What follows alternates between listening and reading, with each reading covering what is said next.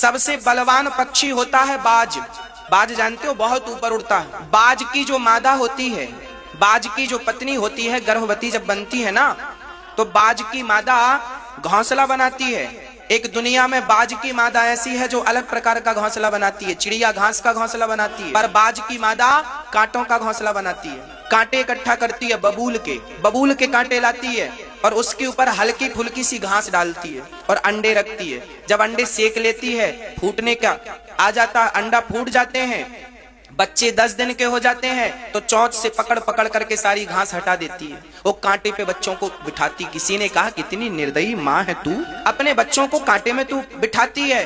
तब उस बाज की मादा ने कहा, मुझे पता है यदि मैंने अपने बच्चों को कांटों में चलना नहीं सिखाया तो कल इनका कोई भी शिकार कर लेगा। इन्हें सबसे ऊपर उड़ना है तो इन्हें कांटों में तो चलना ही पड़ेगा। इसलिए बाज सबसे ऊपर उड़ता है, सबसे खतरनाक पक्षी माना जाता है। उसका वार कभी बेकार नहीं जाता, क्योंकि उसने कांटों से शिक्षा पाई है। यहाँ चुभन, जब जितनी चुभन होती है ना, व्यक्ति उतना मजबूत बनता है। और आपने अपनी बेटियों को, बेटों को संस्कार दिए क्या है? नंगे पांव भी तो तुमने पत्थर में चलाया नहीं। चलाया होता तो एक्यूप्रेशर से ही सब ठीक हो जाता, पर वो भी तो होने नहीं दिया। ज्यादा सुविधा सबके लिए हानिकारक है, याद रखिएगा। आज हर व्यक्ति, हम देख रहे हैं हर प्रकार की सुविधाएं। आजकल घर में पर्दे भी बंद होते हैं तो इलेक्ट्रिक बंद होते हैं। बटन दबा दो, पर्दे बंद हो जाएंगे।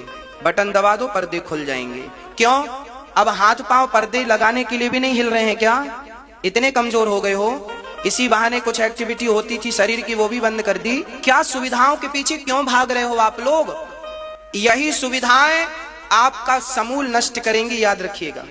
ये सुविधाएं तुम्हें कमजोर बनाएंगी। कल भगवान ना करे मुसीबत आ गई देश पर, तुम्हारे जीवन पर, और तुम्हारी आदत तो सुविधाओं से जीने की थी, तो क्या करोगे? इसलिए भगवान करे आपके पास बहुत धन हो, पर ऐसी सुविधाएं नहीं।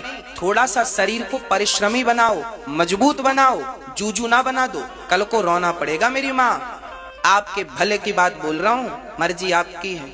बेटों को, बेटियों को सब प्रकार से रेडी कीजिएगा।